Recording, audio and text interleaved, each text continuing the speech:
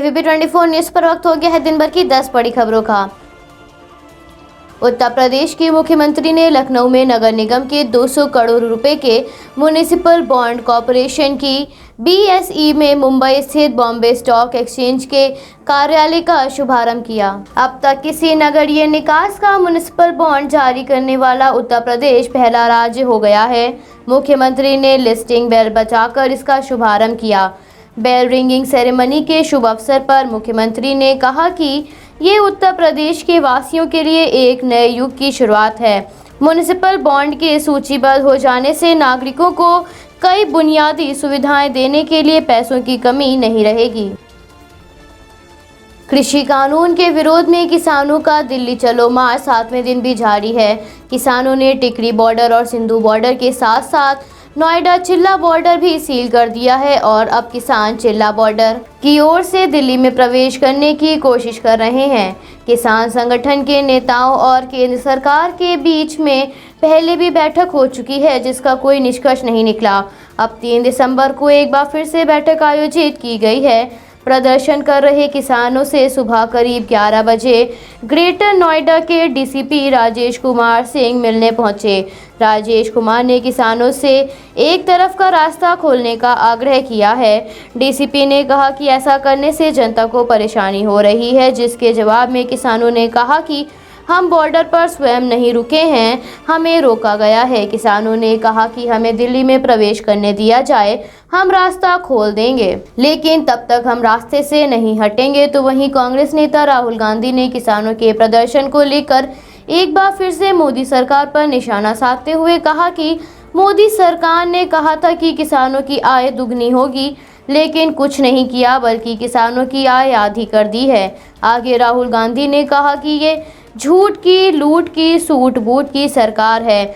किसानों की बॉर्डर पर बैठक हुई। इस बैठक में मुख्य 32 संगठन मौजूद हैं। इस बैठक में आंदोलन के आगे की रणनीति पर विचार विमर्श किया गया।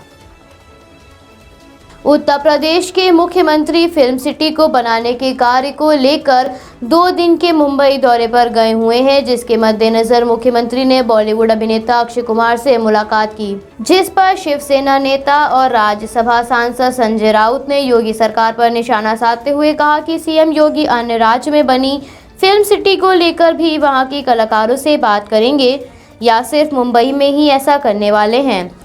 संजय राउत ने कहा कि फिल्म सिटी को किसी दूसरी जगह शिफ्ट करना इतना आसान नहीं है।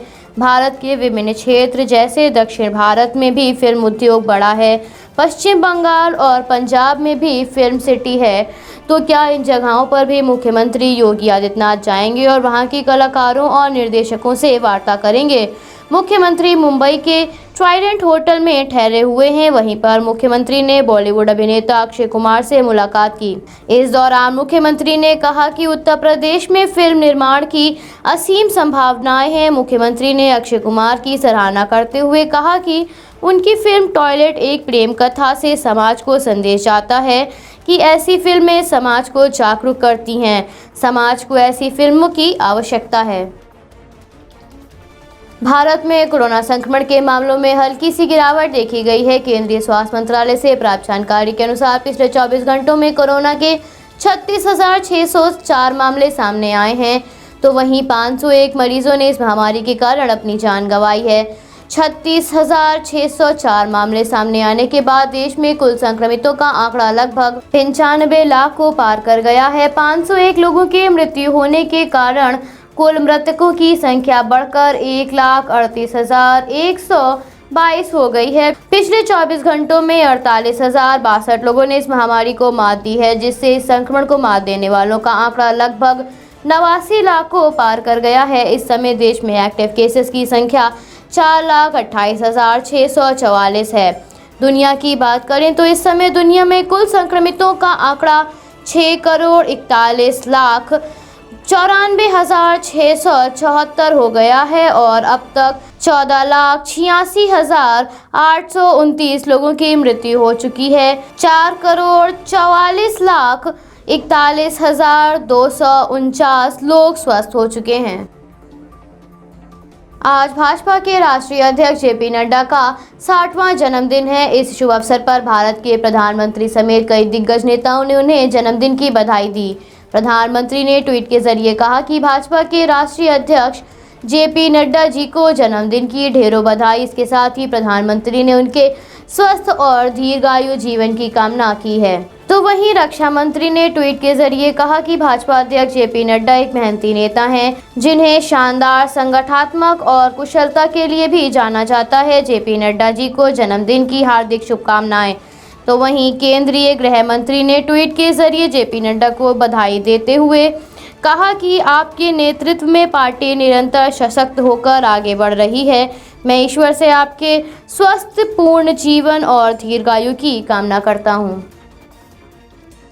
केंद्रीय शिक्षा मंत्री ने दिसंबर को सीबीएसई बोर्ड परीक्षा सहित विभिन्न बोर्ड परीक्षा के छात्रों से वेबिनार के माध्यम से वार्ता करेंगे। हालांकि इससे पहले ये वेबिनार 3 दिसंबर को आयोजित किया जाना था, लेकिन इसकी तिथि में बदलाव किया गया है। अब ये वेबिनार 10 दिसंबर को आयोजित किया जाएगा। इस संबंध में शिक्षा मंत्री ने अपने ऑफिशियल ट्विटर अकाउंट के जरिए कहा कि छात्रों, हम जानना चाहते हैं कि आपके पास आगामी प्रतियोगी बोर्ड परीक्षाओं के संबंध में कोई प्रश्न है।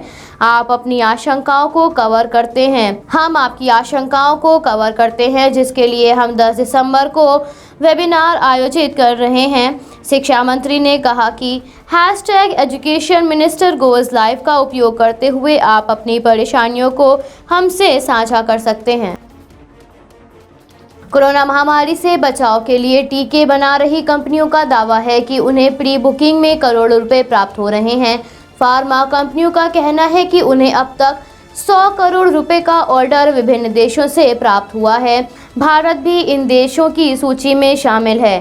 3 फार्मा कंपनियों को अब तक 17 देशों से कोरोना टीके के लिए 147 अरब रुपए का ऑर्डर मिल चुका है। अमेरिका, ब्रिटेन और जापान भी करोड़ों रुपए की खुराक की प्री बुकिंग कर चुके हैं। WHO ने कोवैक्स नामक एक प्लेटफॉर्म बनाया था, जिसमें अब तक 172 देश शामिल हैं। इस प्लेटफॉर्म के तहत हर देश को समान अधिकार के तहत टीका उपलब्ध कराया जाएगा।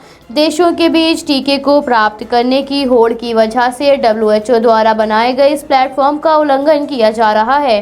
अमेरिका, जापान, कनाडा और ब्रिटेन अपनी पूरी आबादी के लिए टीके की प्री बुकिंग कर चुके हैं। हालांकि भारत में 30 करोड़ लोगों को सबसे पहले टीका दिया जाएगा। सरकार इस योजना पर विचार विमर्श कर रही है। दक्षिणी राज्य में चक्रवाती तूफान का सिलसिला अभी भी जारी है। भारत मौसम विज्ञान विभाग के अनुसार बंगाल की खाड़ी में उच्च दबाव के भयंकर चक्रवाती तूफान के रूप में बदलने की आशंका है।